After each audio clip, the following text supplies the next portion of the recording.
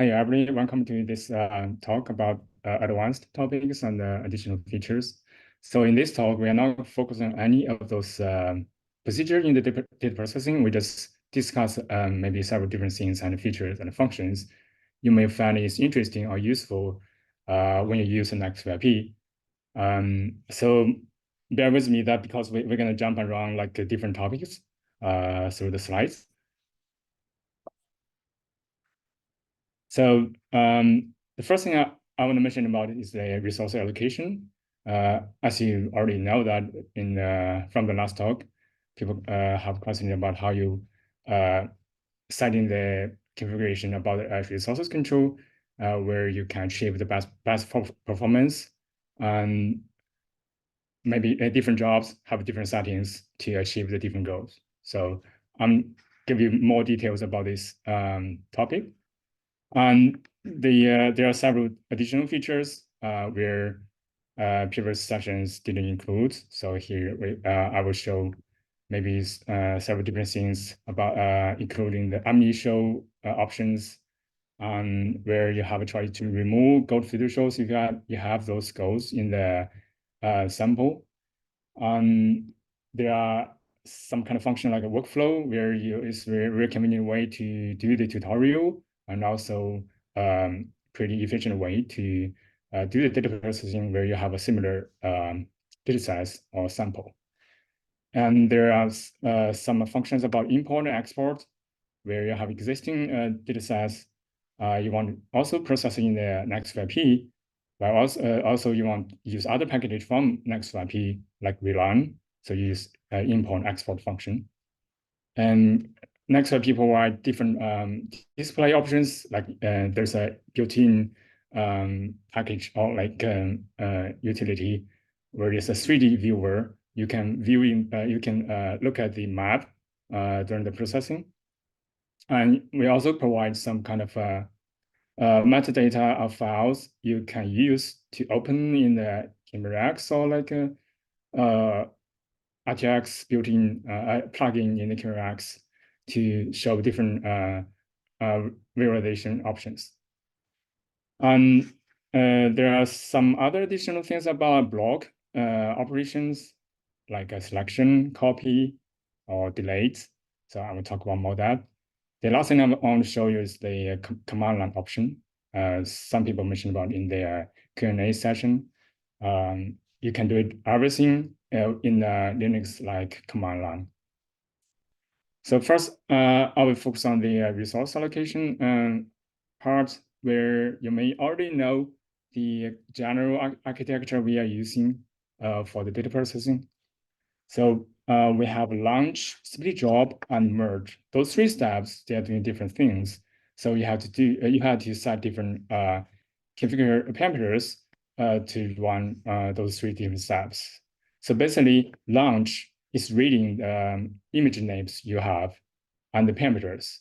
So it will decide what kind of job or what kind of type of job this procedure we're gonna use. Like you're gonna do the pre-processing or you're gonna do the refinements. Or there will be some other small commands jobs that maybe create a mask, do the post-processing or do the particle cleaning.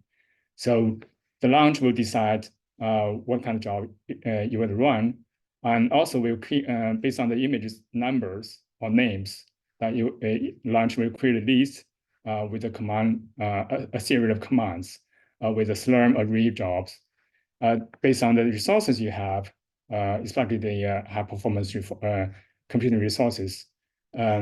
These array of these jobs will queue in the list, and if the resource is available, though some of the jobs from the array will submit to the computer nodes and do the actual processing job. So this split job part is the actual reading the images and do the image processing procedure. And the merge part, well, this we have to deal differently whether you are doing pre-processing or refinements. Pre-processing is pretty lightweight. It just receives some kind of information from the split job decide whether this job is successfully finished or not. Like Abby showing the during the processing job pre-processing talk, the merge will decide if there's a field job from a split job, it will resubmit that job again, but only do that once. If everything successfully run, and it will create a final list that tell the user that all the job finished, and then you can continue to the next step. So since the launch and the merge is kind of a relatively lightweight computing, so you can tell that we usually use one CPU and maybe a certain amount of memory, like 4 gigabytes for launch. And for pre-processing, we use similar settings for merge. While for a refinement, the merge may take extra jobs because like there are some things going on, which I will mention later. We use more CPUs and memory for the refinement procedure with merge. While the split is the most important part because it actually doing something for the image analysis. So this is mostly time consuming and computing resource consuming part. We put all the resources we have to make the procedure as fast as possible, as efficient as possible. So first, I'm going to show when you do the pre-processing, what kind of things you want to consider when you set up the resource allocation configuration. So I'll focus on the split job part because this is the most thing that you're going to use in resources. Say you have the resource like this architecture. Basically, you have a server or a cluster. You have several different machines. Each machine has its own like a local switch space and several CPUs and memory. And you have to decide, mostly in nextPYP by default or by its nature logic, each job, like each split job, will take one T series for the pre-process analysis. So you have to decide how many T series you want to run on each machine. You can run. You need to balance all the resources, or like CPUs numbers, with the total number of T series. You could run multiple split jobs parallel in a single machine, while it distributing the whole resources you have. Or you also could like only use the whole machine to run only one split job, which will run as fast as possible while when you have limited resources for each machine. So in that, keeping in mind, you have to, well, there's a related question in the Q&A. You want, whether you want do the movie alignment and CTF refinement, CTF estimation in parallel or not. Say you have you have a data set with a T series like with 41 projections or like tilde angles. You want to run them all together like in parallel.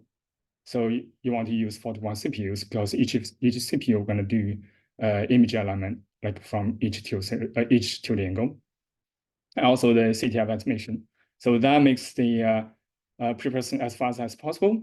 Of course, if you don't have a 41 cores from one machine, well, you have to balance those distribution because let's say you have 20 cores from machine one, and you probably don't want to, well, you probably could use like a single job in the machine one.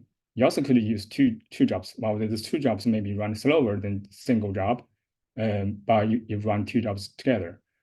I guess the total with the total time, they could be similar to finish all the whole data sets. Well, if you have more CPUs, like 50 CPUs in a machine, and you probably want to balance these numbers, like you don't want to use 50 CPUs to run one T series because there are actually like 9 CPUs actually not doing anything like idle. So you're probably going to run 2 T series in this machine. And the other thing you want to consider is when you run several different jobs in one machine, you have to keep in mind that whether those raw data or like the results has enough space to store in the local scratch. So the last thing I want to mention about is when you do the preprocessing, there you have option to use GPU, like doing the RTOM or topars. So nextPYP has its own configuration to use only one GPU nodes for one tier series. And next time, I'm going to show you some factors about refinements. So when you do the refinements about split job, the main factor you want to consider is the particle number from each tier series. So if you have more particles, certainly you're going to spend more time for the refinements. And there are several different factors about related to this particle number.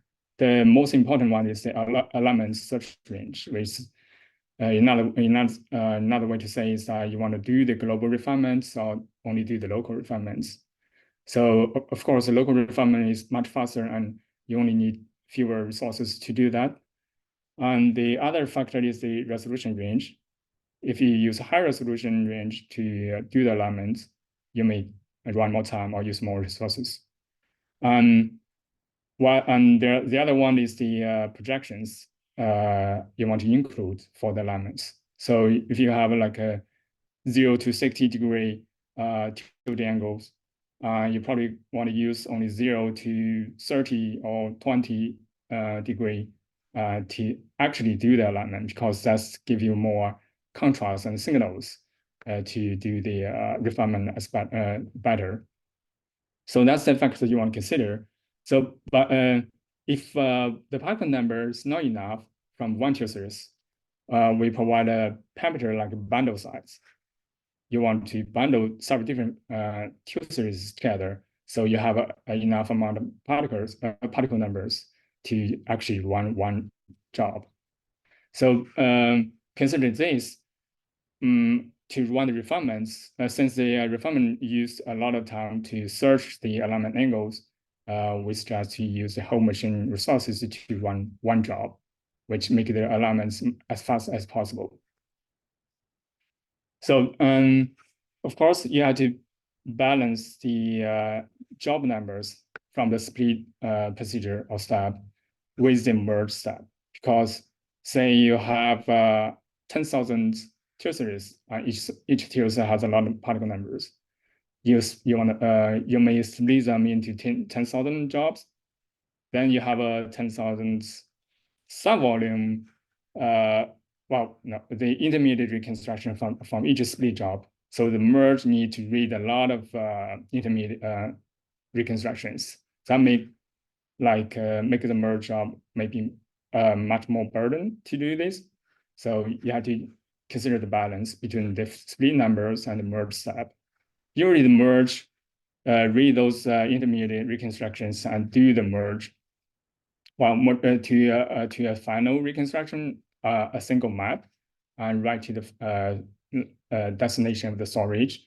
So, but it's not as like a heavy computing procedure as the split step. So you really take fewer resources compared to the split job. So the last thing you want to consider is very similar to the pre-processing, is that when you do the job in a machine, so you have to consider particle stack and the raw images stack could fit in the scratch space. You should allow them allow the enough space to run those things. Okay, so the next thing I will talk several different features where the previous session didn't include, which may help you to analyze the data, make the decisions for in the workflow. So the first thing is somebody also mentioned this in the Q&A. So like whether nextPYP and nextPYP have an initial option. So the answer is kind of yes, or like it depends on the conditions or cases. So for Harris single node ratio data sets, nextPYP should be easily get the initial reconstruction.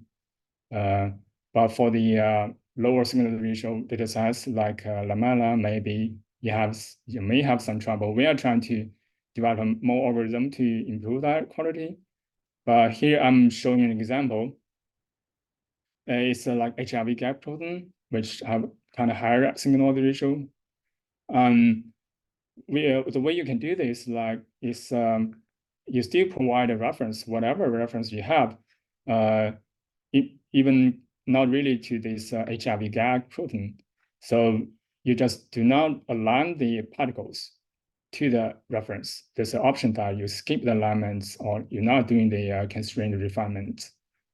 But you can do with this dataset example, it's easier for you to do the initial because during the particle picking, so we know that each particle relative is center of the variant, so we know the vectors of the particles. That way, we already pre-align all the particles in the vertical direction.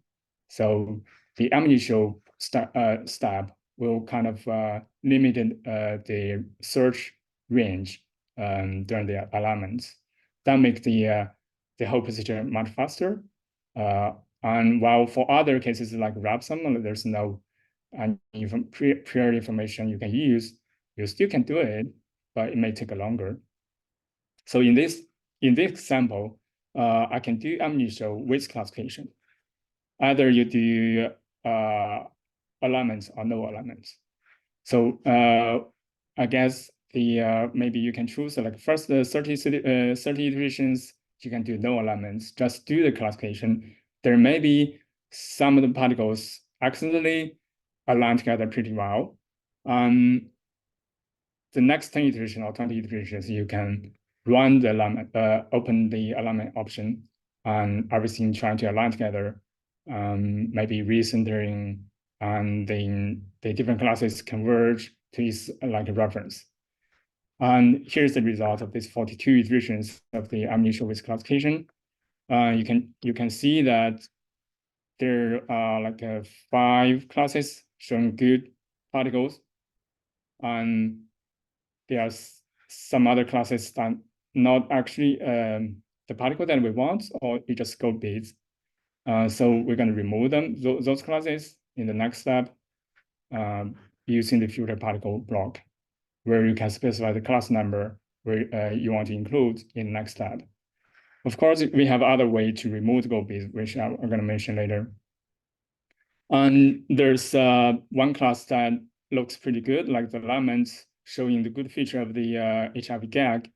Then we can use it as a reference to do the further alignments as a reference-based alignments to improve the resolution.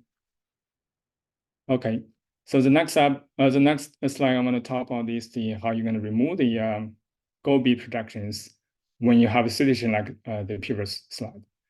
So in nextPYP during the particle extraction part, we have an option like skip go filters. So the way it works is that we during the processing we know the go bit positions. When we pick the particle positions, we are gonna calculate the particle positions and go position 3D coordinates, whether they're very close or not. Of course, we're going to consider different tilt angles. For certain tilt angle, there may be overlap of the go bits and the particle. So in that instruction procedure, we're going to make a decision whether we want to keep this projection or remove them. So that way, we're going to help you in the next step of the refinements, because the go bits really provide strong contrast to driving the alignments. All right, so the next thing I want to talk about is the visualization. So Pure nextPYP have its own built-in 3D map viewer, where it's very convenient to open the map or load different maps together, actually. Or maybe you are running classification, or you may be running different iterations to compare whether they have improved quality. So you can overlap them together and show in different threshold or like counter level. Or you can rotate, zoom in, zoom out, and you also like in the advanced option, maybe I want play fast. So in the advanced option, that you can change the color of different maps, where you make them the best look, or maybe the best contrast. You can show the difference of the two maps. And of course, you can show them separately, where you can move them together. Zoom in, zoom out is also available. And also you can show them in different render style. There's like a semi-transparent style, where you can also use the same option or procedure. There's a limit about this viewer is that you cannot drag around those maps. You also notice that you cannot move individual map like without affecting another map. So because it's built in, you cannot achieve all the functions from all like camera X. So, that's why we provide an extra way for you to download the map. Like here, you can download the full map, and also if you want to show the rotation distribution from the elements, you can download the build file from here, and then open them in Camera X. Here you're going to see the particle distribution related to this reconstruction.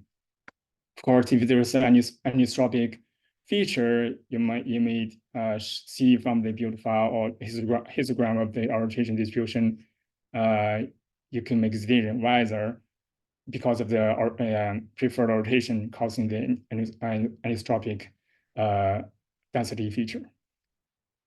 Oh. So the next thing is we put additional feature about you can map the particle back to the tomographs, where you can make good figures. What's going on? Or like show the figured out or validate the alignment whether it's working or not, because you can map back the final reconstruction to the tomographs, whether you can see that whether those reconstruction match the original projection or the section views of the in the tomographs. So you can download the tomographs from the T series gallery or like reconstruction panel, and also you can download some kind of star file in the refinement panel. So this star file is related to a single tomograph. You can open them in Camera X. There may be some option you need to do, like a flip in YZ direction, or if you are deal with the variance, you need also additional like invert Z direction. And with the plugin RTX, you can load the tomographs in the section view and apply the model based on the alignment star file. Of course, you can color them by the alignment score. And while the green color showing higher score, the red color showing lower score means the red ones the alignment is not as good as they expected. Here you can see the model really is not matching 100% with the section view in the tomogram. But the green color looks pretty good, like the model matching the section view in tomogram. Okay, so the next thing I want to talk about is the workflow. So nextPYP provide a predefined block sequences where a series of blocks run from beginning from the raw input images to the final reconstruction with high resolution. So all those parameters are already preset in the file. You can just import the workflow and then choose the type of the workflow you want to use. Like here, nextPYP provides 3 different data sets for you to, basically it's kind of a tutorial, very easy to follow. So classification tutorials like Amber data sets 10304. We also provide a single particle tutorial. There's a 10164 Amber data sets, basically focus on the tomography tutorial for alignments and particle picking with geometry based. So I'm going to show you an example. It's 10164. If you click the button of that tab of the import and give it a location of the raw data sets and give it an initial model, which is reference for the alignment. Then it will show, it will pop up with those a series of blocks connecting each other from the beginning to the end. And if you run it, like here, all the series of jobs run together and maybe wait a little, like 24 hours or 10 hours should be the to finish. So, and then you're gonna get the results from the raw image to the high resolution final results, which provide a pretty easy way to for either for tutorial or like data processing, because you could check all the parameters in each block, what kind of parameters achieving different what kind of results. You can use templates for your own data processing. Oh, so with this workflow, you also could define your own data processing procedure, where you use kind of a format file like this. So for the raw data block, you define the raw data block name, and it has a block ID and a name. And the parameters you can list it in block raw data arguments. And the next one is the pre-processing like block. So it has name, it has block name, ID, and then the important things you need to pay attention to is the parent, which is a link of the input of this block. And the very similar thing is that the arguments are following this block. So the same thing as the refinement. So you have the refinement block name and then the parent. Of course, you take the pre-processing job as a parent input. And there are some like specific parameters like data path as access true, because you want to, when you create those workflows, you want to put in the raw data paths, because you cannot automatically find where you're going to read the raw data. And of course, the refinement, the model reference. So finally, you can combine those text formats into a single file, put them in a folder, tell the nextPYP where you're going to read this workflow name or workflow file. It automatically creates those blocks for you, which is pretty helpful when you do the data processing with a similar data sets. All right. So next thing I want to talk about is the import export functions. So nextPYP could take the raw data, which I will mention about, and it also provides several different 3 other ways to do the import. So the first thing is that it could import data sets from a Reliant data processing, where you have star file from a particle element, and there's a tomo star file needed, which may be mostly related to the 2-series element, which facilitate the nextPYP to do the reconstruction of tomograms from this tomogram star file information. And of course, you need to provide a Reliant project data path, where nextPYP also read the raw data from that path. So once you finish all those 3 elements, nextPYP could create a new project block where you can run everything in nextPYP from the data you have from the Reliant. Okay, so of course, nextPYP could import the existing data processing from where you use the nextPYP to run. Maybe you want to switch different machine, or you want to start a new project, but you want to use previous results as an input. So you just tell the nextPYP the project path if the machine is sharing the same file system, or if they're not, you have to copy them, of course. Give the path to nextPYP, and nextPYP could do the follow all the things like create that folder project, and then all the necessary input file or could be linked or like copied. So all the downflow procedure should be automatically done. And of course, as Laura mentioned about this, you can import from session. I won't mention too much about this. About export, nextPYP provide a way to export the refinement results as reline formats. So the three things that nextPYP is gonna export is the tomogram star, particle star, and it will create a folder where it include the all the raw data like tomograms and then the raw T series in that folder, where you can use all those information enough to do the reline refinements in its own convention. All right, so the next time I'm going to talk about several things about when you see the project, basically nextPYP doing the block-based navigation. So the first thing is, the one thing that I mentioned about is that you can select multiple blocks together, like using this selection. If you want rerun several blocks together, actually, and want to change some parameters in those blocks, and want to rerun it. So you can use this function or feature, do this selection and copy all. So there will be new blocks, like 3 of them you just selected, will be automatically created, and you can change the parameters in each of the block and run them seriously, like with this run bot. Of course, you can delete all those selected blocks or move them into different places. You also could deselect all those highlighted squares. When you delete blocks, you have to be aware that when you delete a block from upstream, all the downstream jobs will be also deleted, because the inputs, especially the raw data, there are links from the upstream job blocks will be lost.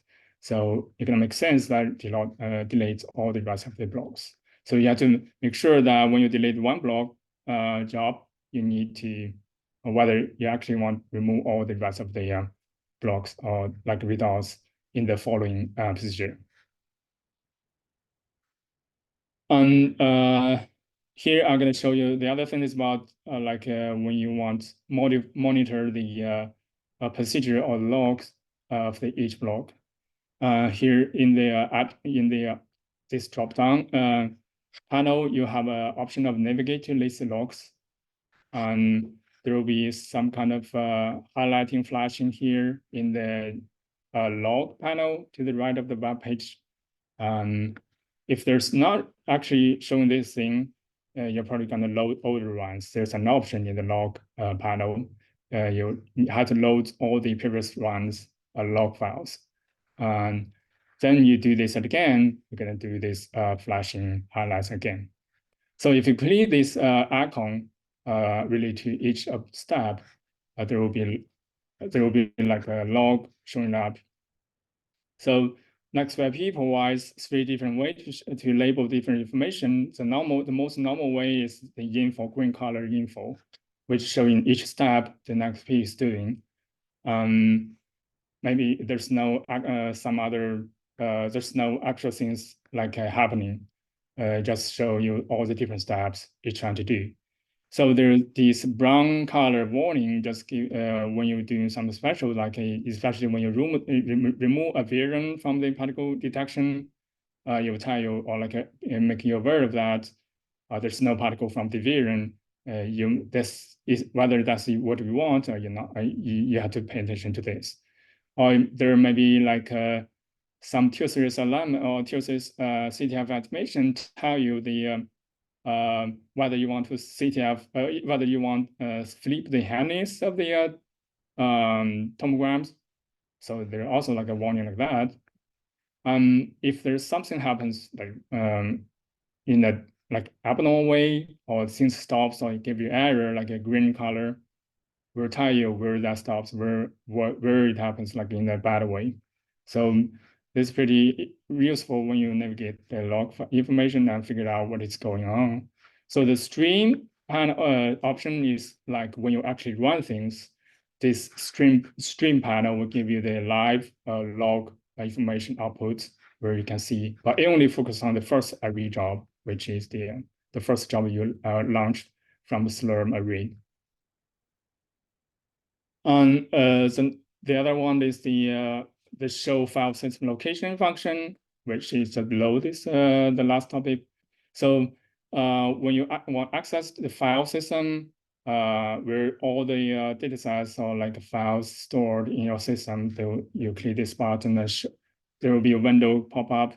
You can copy this path and go to the terminal and use the terminal to access all the information in that project, like the raw data, the metadata, the maps, all the necessary files you want to see. So the last thing I want to talk about is the option of the command line. So nextPYP, where aside from the web interface, you can use a pure command line to do everything from the beginning of the raw input, doing processing, particle picking, alignments, and all the cleaning steps, post-processing, movie frame alignment, something, all the procedure that nextPYP interface could do. Of course, it uses different kind of commands to do different things. So the pre-processing is like a PYP command. A refinement classification is a CSV command. If you want to clean particles based on the score or based on the different classes, you can use PCL command. If you want to create a mask, you can use PMKey. And post-processing will use PSP. While in the nextPYP interface, if you open the log, there are several lines on the top. Will give you some kind of example of the commands related to that special procedure or like a job. So here, example like a CSP command is actually running the refinement job. They provide you some kind of templates when you want to run in a command line. This is actually the command line running from the nextPYP interface. When you run it, you don't need to provide all the necessary parameters at each time when you run the commands. Once you launch the job, let's say you run iteration 2, and then in the next iteration 3, you want to change the resolution of refinements. You just give the resolution refinement parameter. You don't need to include all other things and run it. So it's pretty much easier or like convenient to run it in that way. All right, I think that's everything I need to talk today. So as a summary, we are talking more detail about the resource allocation options. And there are some additional features about amnesia reconstructions, along with the gold fiducial projection remove. And there are workflows, import, export options. There are several different ways of validation. Maybe more detail about block-based navigation, and finally the command line we just mentioned. Thank you, everybody. We have 7 minutes about questions. Yes, thank you. Great. Let me start with going through the questions. So I first do the ones that are related to this session, and then we have some extra time to go through the ones that were asked earlier that we didn't get a chance to respond. Yeah. So one question is, I guess this is related to the mapping back of the particles into the tomograms. Now, how are the alignment scores calculated? Oh, scores. Oh, this we're I think this is very similar question about the refinement part. So the score is, I think it's kind of inherited from the system alignments procedure. Like because we use kind of very similar algorithm to align particles. It's more simple ways that cross correlation, across weighted by some kind of different factors. So the higher score means the alignments may be better, but there may be some different cases, like if you have a gold beads, like pretty strong signals or contrast, they also could show some high score values, which you want to pay attention to. But in general, like small score values means the reference projection and then the image projection are not aligning well, or like their correlation is not good. While high score value means the pixel or pixel correlation pretty good. Yeah. So is the score, is it like an average score across all projections of one particle? Oh yeah. So I didn't mention that. Like yeah, the score value we put color here is the we did it. It's like I think it's a plain average from a certain range of the tilt angle from Q series particle from the Q series. Yeah. So let's say here example is that we use 0 to -10 to +10 angle range to average those score value from those projections and get the final score value. All right. Okay, so the next question, maybe it's not direct, I guess it's somehow related to this, and maybe I can try to answer that. So how easy would it be to integrate the 3D viewer in another web application? Yeah. So yeah, I think I can take that. So we're actually using a library, it's a JavaScript library, which is called 3JS. You can look it up. But because it's a library, I'm sure they can be it can be easily integrated into other applications. I guess you need to know more about the specifics of that other application. But this is all open source code, so you can you can look it up. Actually, that's what I did. I didn't remember the name of the library, so I just went on to GitHub and looked it up. And it's called 3JS. That's like a fully featured library for 3D visualization, of which we're doing using just like a tiny part. But I'm sure there are ways to integrate that library or similar ones into other web applications. All right. I don't know if Jeff, you wanted to add anything to that, but I think that's probably enough. You said everything I was going to say. Good job. Okay, good. Thanks. All right. So there's another question here, which is, can I use RAM as scratch space? I guess this is referring to. Sorry, is that again? Slurm? Well, I guess this is related to the resources. I guess it's related whether it's asking whether you can use like a RAM drive or a RAM disk as scratch space. Oh yes. And right. Yeah. So I think that the question is yes, because you can just map it to the right folder on the file system, and then you just be able to use your RAM drive. And from nextPYP's perspective, it wouldn't matter whether it's RAM, SSD, or some other network attached device. Yeah. So the answer is there are no restrictions on what that storage actually comes from. All right. There is another question here. How does nextPYP deal with overlapping proteins in a projection during alignment? I guess for that question is kind of right now we didn't consider different protein overlapping situations unless you have kind of two side of particle positions, I guess, coordinates. There's probably a way to do that, like remove those overlapping positions with certain manipulation. But right now, in the interface at least, we didn't provide that option. Because this could be very similar, like remove the gold fiducial projection overlapping. We just need to specify the actual, the other kind of protein coordinates as a gold-based coordinates.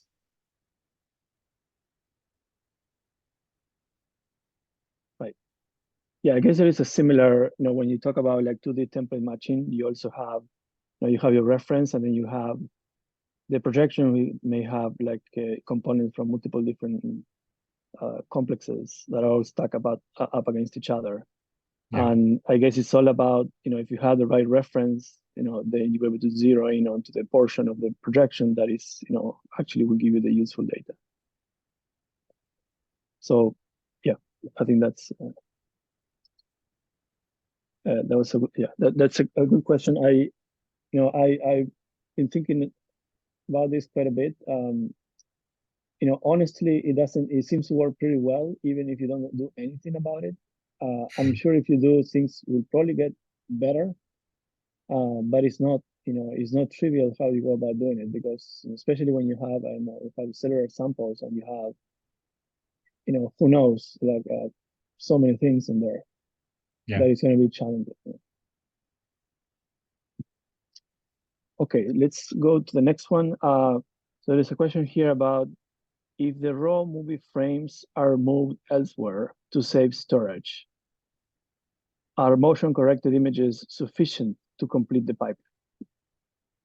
So maybe before I let you answer, hopefully you wouldn't need to move the frames, because now you will be saving like a whole lot of space during the data processing. But yeah, you wanna try to answer that? Yeah, right. So the raw frames, movie frames you mentioned about is the like data collection raw output. So nextPYP could take those as an option, but also you could take the like, let's say the aligned movie stacks or aligned like a two-sys stacks as a single image stack. So there's an option. I think during the processing session, you should be like you can maybe I already mentioned that. So you can check that mark, use that single image stack as an input, to do all the following image processing procedure. So you don't need a movie from the raw data. Of course, like you won't be able to do the movie alignments or particle refinement with the movie frames. So in that option, you may just skip it.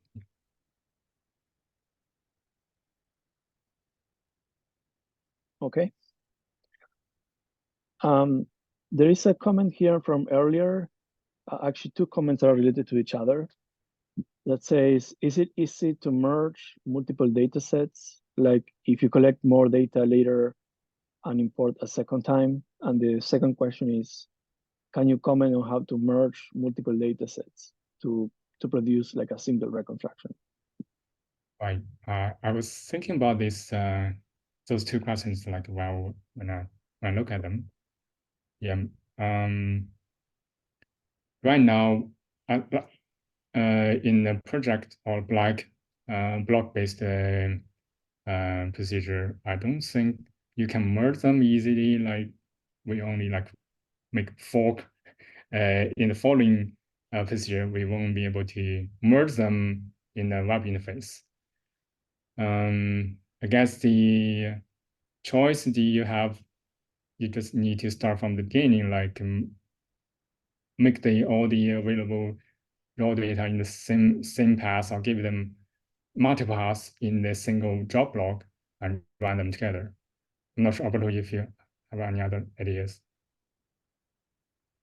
Yeah, no, I think that's right. Yeah, we can right now, we can fork things out, but you can't really merge things, multiple blocks into one. I guess the only way would be like if you assuming that the data comes from the same, same data acquisition parameters, you have to, I guess, link all the files into the same folder and then process them together. But yeah, if you process them both separately and now you want to merge them, currently there's no way that you can use that from the web interface.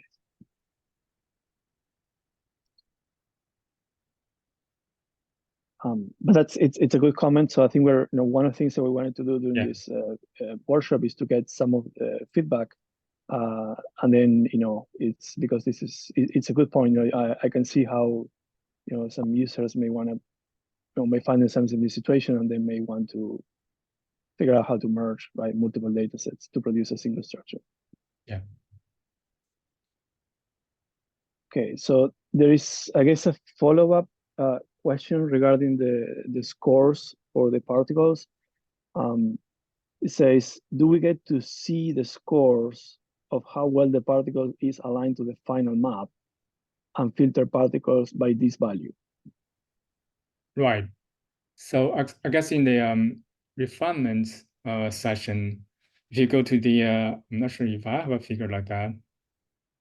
So I think maybe if I'm trying to guess here, but maybe by seeing the scores means whether from the RTIX plugin you can get like the value of the color that you're actually trying to look at. So yeah, like yeah.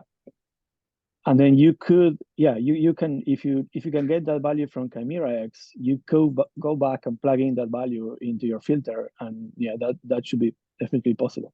Yeah, that's true. Like if you open them in Chimera X with RTX, and you view the color of that particle, whether in a certain range you remove the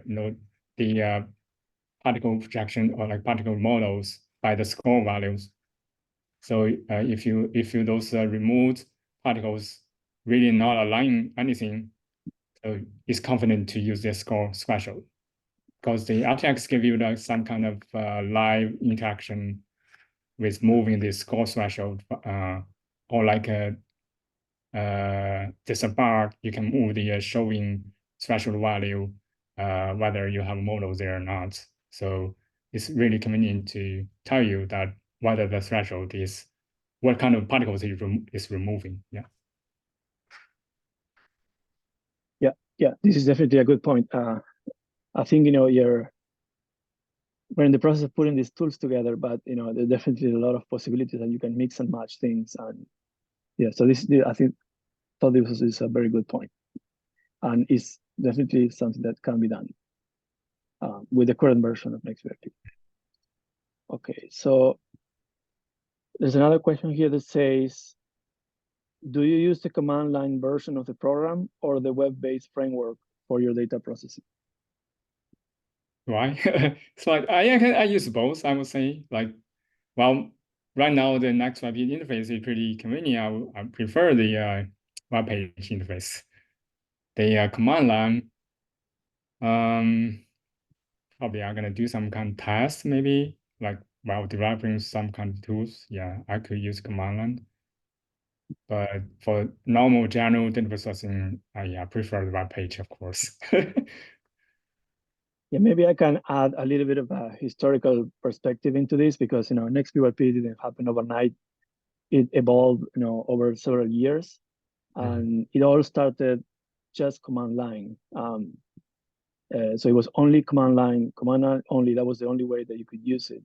And then gradually, with Jeff joined the team, we started like building the website. And at the beginning, it was because it was being developed, it was had some rough edges, so it was not the most easy tool to use. And I was trying to get members of the lab to try to adopt the web-based interface, but they were like, they didn't want to do it because they felt they were limited. I think now it's kind of like the opposite. Because it got to a point that it's stable and it's reliable, and it just makes you so much more productive because you can be running multiple things in parallel. You don't need to worry about all the keeping track of all your runs. So you have everything on one interface. So now it's kind of like becoming less often that you need to go back to the command line and do things. Maybe in specific cases where you're trying to develop like a new algorithm or doing something that is very specific. But that's kind of like the historical perspective.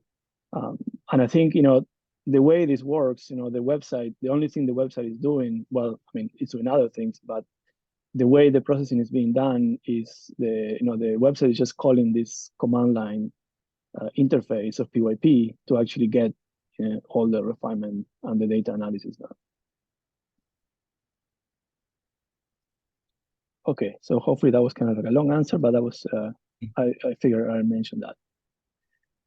Okay, so here's another one. Are all the advanced features incorporated into the web package about the same time, or is there a delay in advanced features in the web services? so far, I think all the feature that I mentioned is already incorporated in version 6.3, 0.63. Well, it was not happen in a single day, so it's like yeah, different versions have different features added. But right now, everything is there. We're gonna add new things, of course, in the future. I think that's answer I have. Yeah, I think everything that was mentioned in today's workshop, maybe with the exception of the API, which is still work in progress, although it's looking, pretty good. Everything else is all part of 0.6.3, so you can, that's available and can be used. All right. Okay, the next question is, are there plans to add arbitrary membrane segmentation functionality to nextPYP? I guess I can take that question. It's a good question. I guess, image segmentation, is kind of like another area on its own. So right now we have some basic, segmentation of viruses, which are, kind of like closed surfaces.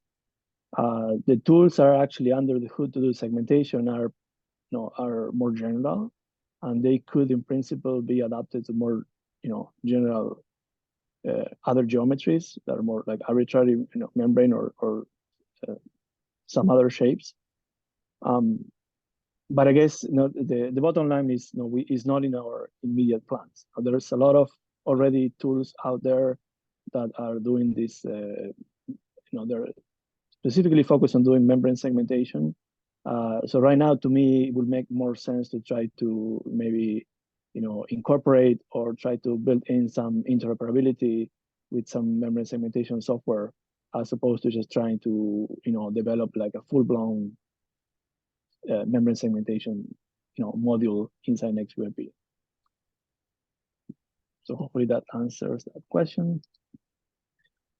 Okay, there is another question about the RTX. So RTX reads the .star file coordinates in angstroms rather than pixels. Do the outputs from nextPYP need to be converted? We made the output of star file compatible with CameraX plugin RTX. So, but of course, you have to specify the pixel size while you loading the star file as a location list. So there's a like box in the RTX plugin. You need to make sure the tomogram pixel size or voxel size is correct, and then the particle par file related to the particle coordinates is like angstrom. Of course, it's like the pixel size you want to use. So yeah, I think you don't need to change from the output. You just need to specify the parameters in the RTX interface. Aren't we going to demonstrate this tomorrow? Shenfu, maybe? Or I think Shenfu will do that. Yeah. So I think there is like a kind of like a short tutorial on how to do this, but the details like that will be taken care of, in that protocol. Okay. There's one question here that I want to give Jeff a chance to answer. This is from earlier this morning, but I think was left behind a little bit. So it says, since only directories in this binds variable are visible to nextPYP in multi-user mode, do all users need to store their data in an assigned directory that is visible to everyone? Or alternatively, how is the raw data managed? And do you have to fully restart the server every time a new path is added to the binds? Yeah, let me, there's a lot in here. Let me start with the easy question first. So the easy one is, do you have to restart the service every time you change the binds? Unfortunately, the answer is yes. That's a technological limitation. It's because of the container technology we use. Some of the settings only apply during startup time. So when we change those settings, we do have to restart things. For your other question, How does data storage work?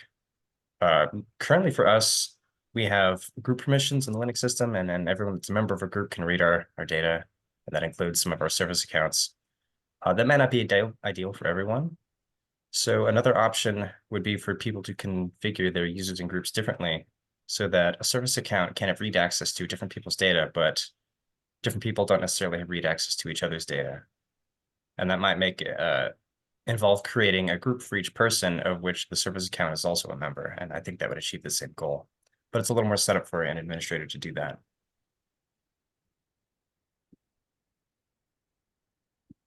Great, thanks, Jeff.